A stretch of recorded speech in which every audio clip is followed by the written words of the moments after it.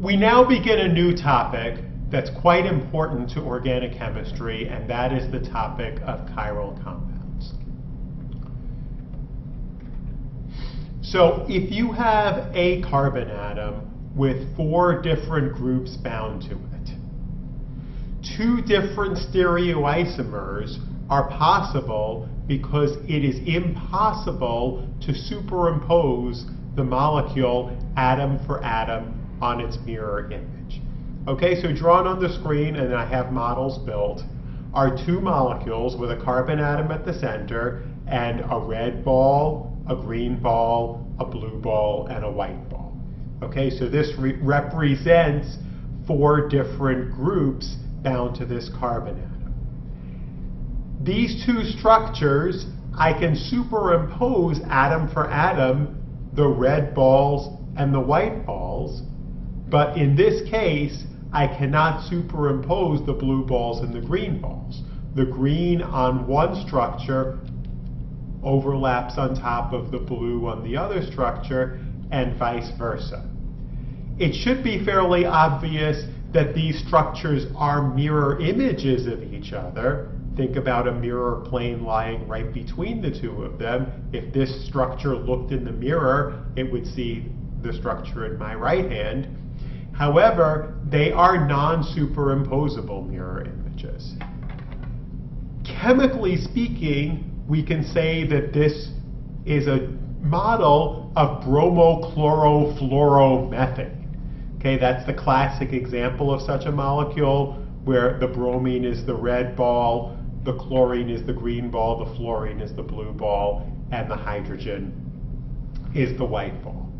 So this phenomenon happens with bromochlorofluoromethane, clearly 4 different groups because there's 4 different atoms bound to that carbon, but it also happens with molecules such as 2-butanol. This may not look like there are 4 different groups bound to the carbon in the 2 position, because there's an OH, an oxygen, a hydrogen, and 2 carbons. But once again, these 2 carbons are not the same. One of them is a methyl group, and the other one is an ethyl group. So as a result, these structures are mirror images of each other. Okay, so once again, you could see if this looked in the mirror, it would come up and see this structure. But when you try to superimpose them atom for atom, you can get all of the carbon superimposed, but the oxygen is on top of a hydrogen rather than on top of the oxygen of the other molecule. Okay, so different groups are not necessarily different elements. They can just be different carbon chains. Okay, so for a definition, any object that cannot be superimposed on its mirror image is called chiral. And this does not just apply to molecules. Your hands are chiral. Okay, so your left hand and your right hand are mirror images of each other, but they are not superimposable. If you try to superimpose, one on top of the other, the only finger that superimposes properly is the middle finger. The other fingers are not going to superimpose on top of the same finger. So the term chiral actually comes from a root for hand, and what it means is that these molecules somehow have this notion of handedness. It's either left-handed or it's right-handed. Some more definitions that are important for this topic is enantiomers. Okay, so whenever you have a pair of molecules that are not superimposable mirror images on each other, they are isomers, and the specific term we use for isomers that are mirror images of each other are enantiomers. This is in contrast to diastereomers, which you have all met already in the context of cis and trans molecules, and diastereomers are stereoisomers that are not mirror images of each other. As we move forward through these lessons on chirality, we will see another example of diastereomers, other than the cis and trans compounds that you have already met. Finally, the carbon atom that has 4 different groups bound to it, I will call a stereocenter. This is a term that has not been agreed upon by organic chemists. Some people call it a stereogenic center. Some people call it a chirality center. I'm not writing this one down because it's very wrong, but some people even call it a chiral center. However, I really like the term stereocenter for the carbon atom that has the 4 different groups. It's very obvious in the bromochlorofluoromethane, but in the 2-butanol, it is carbon 2 that is the stereocenter that has the OH, the methyl, the ethyl, and the hydrogen. For this class, in order for a molecule to be chiral, it must have a stereocenter. Now, if you go to graduate school in organic chemistry, you may run into molecules that are chiral and don't have a stereocenter. They have some other element of chirality, like a chiral axis. But since this is an introductory class, I want to deal with the relatively simple case, although for many of you it's still complex, in that chiral molecules arise because they have a stereocenter. So one of the problems that you'll have to be able to solve with this material is, given a structure, be able to identify the stereocenters that are present in that structure. Note that the converse is not always true. We are going to see as we move forward again with these lessons that there's an important example of a molecule that is achiral but still has stereocenters. That will come several lessons down the road. Okay, at this point, I want to back up a little bit, get a little more philosophical and big picture with you, and try to answer the question, why do we care about chirality? This is traditionally one of the topics that first semester organic chemistry students find to be the most difficult, because it really does involve careful manipulation of models or having the ability to see things in 3 dimensions. And you may be wondering, why do we care about the fact that there are stereoisomers in which you have non-superimposable mirror images? Well, the answer of why we care is because nature cares. Many of the molecules of life are chiral. So if you think of the classes of biologically important molecules, one of them is that of amino acids. Amino acids, of course, are the building blocks of proteins, and there are 20 naturally occurring amino acids that are used to make proteins from. Well, an amino acid, as we saw in our tour of the functional groups, is a compound functional group in which the central carbon is bound to both an amino group and a carboxylic acid group. Well, for 19 of the 20 naturally occurring amino acids, that carbon in between the amino group and the carboxylic acid is a stereocenter. It contains 1 hydrogen, the amino group, the carboxylic acid group, and then another R group. And what makes the 20 naturally occurring amino acids different is the identity of that R group.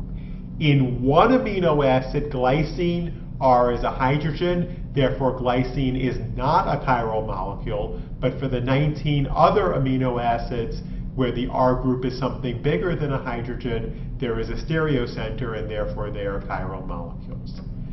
The other important example of biological molecules that are chiral are sugars, and what I have drawn here is D-glucose, also known as dextrose, and as you can see from the diagram, sugar molecules in their cyclic form, which is their predominant form, have 5 stereocenters.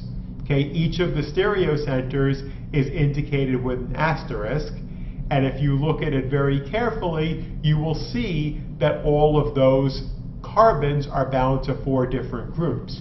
You may have to go out a ways to be able to see around each side of the ring to be able to see that the carbon chains are in fact different. If, for example, we look at this stereocenter all the way on the left, it is bound to two other carbons right next to it, but then if you go one atom further, you have an oxygen on the top versus another carbon on the bottom. So that is indicative of the fact that these two groups are different. Okay, so amino acids and sugars are chiral. All amino acids have the same, in mammals at least, have the same absolute configuration in which the R group is pointing backwards. Why is that the case? What is the origin of chirality? Well, from a more philosophical perspective, this is actually one of the great mysteries of science that I don't have a good answer for, especially given the fact that chemical reactions that produce chiral products from achiral reagents always produce them in a 1-to-1 ratio.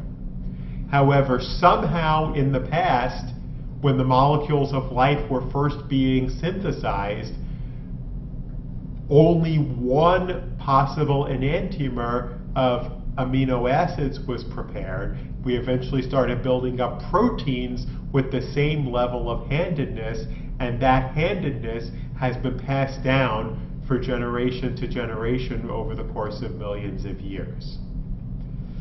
Okay, so since proteins are made of amino acids, all proteins are chiral. The reason why this is important is that a class of proteins called enzymes catalyzes reactions that take place in your body.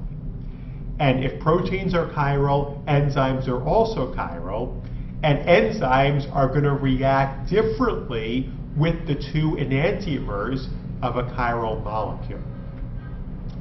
Now, many drugs, we saw at the beginning of the semester some examples of the structures of some drug molecules. Many drugs are chiral, including a drug as simple as ibuprofen. And in fact, since most drugs target proteins, whether they target enzymes or target receptors on the surfaces of cells, which are also proteins, the reaction between a drug, a chiral drug, and the chiral biological target molecule is going to be enantiospecific. In other words, only the proper enantiomer of the drug will be active, will have the right shape in 3 dimensions to be able to fit into its pocket in either the enzyme or the receptor. The wrong enantiomer, which is going to have a different 3-dimensional shape, is at best inactive. But there have been some tragic cases in which the wrong enantiomer turns out to be toxic. The most important example of this is a drug called thalidomide. It was never approved in the United States, but it was approved in Europe back in the 1950s as a drug given to pregnant women to try to help control morning sickness.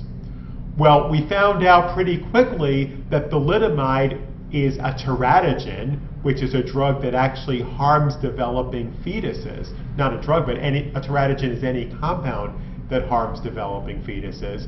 Therefore, it is not an appropriate drug to be given to pregnant women to try to combat morning sickness. Unfortunately, the effect of that was that there were babies that were born without proper arms and legs. It is the wrong enantiomer of thalidomide, not the one that controls the morning sickness, but the wrong enantiomer that actually causes the teratogenic effect and stops the cells from dividing properly during development to give rise to the arms and the legs. Ironically, thalidomide has recently seen a renaissance as a potential cancer drug because if it inhibits the growth of cells during development, presumably it can also inhibit the growth of tumors. Now, the population needing cancer drugs is generally a different population than the population of pregnant women. So thalidomide could actually see new life as long as we know the fact that we can't use it as a morning sickness treatment for pregnant women. However, this has opened up an entire area of research. much current research in organic chemistry is devoted to producing single enantiomers of chiral drugs. Because the Food and Drug Administration, if they are acting on a new drug application, will demand that you produce, that first of all, you produce both enantiomers of a chiral drug separately and demonstrate that either the wrong enantiomer is harmless, in which case the drug can be given as a mixture of both enantiomers, or if there are any harmful effects associated with the wrong enantiomer, you have to be able to separate the two enantiomers and only administer the active enantiomer in the final preparation of drug. Even in cases where the wrong enantiomer is harmless, you can actually use a smaller dose of drug if you only administer the enantiomer that's active. And there have actually been examples of drug companies going back, taking a chiral drug that was previously administered as a mixture of enantiomers, going back, separating the enantiomers, and coming up with a new drug that is just one enantiomer. The most important example of this is Nexium, the purple pill for acid reflux. Nexium is simply one enantiomer of the drug Prilosec. Prilosec, of course, went off patent and is now over the counter. The wrong enantiomer of Prilosec doesn't hurt you any, but you only have to take half the dose of Nexium to get the same effect as the full dose of Prilosec.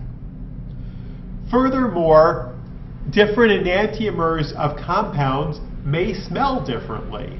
And a common example of this is a molecule called carbone, which is drawn on the bottom of your screen. One enantiomer where this 3-carbon group is pointing backwards smells like spearmint, and if that 3-carbon group is pointing forwards, it smells like caraway seeds. Chiral molecules have different odors because they interact differently with chiral receptors, which are of course proteins in your nose. You might have noticed the terms, the letters R and S before the two carbone names. That is a way that we name the two enantiomers, and R and S, assigning R and S to chiral molecules, will be the subject of the next lesson.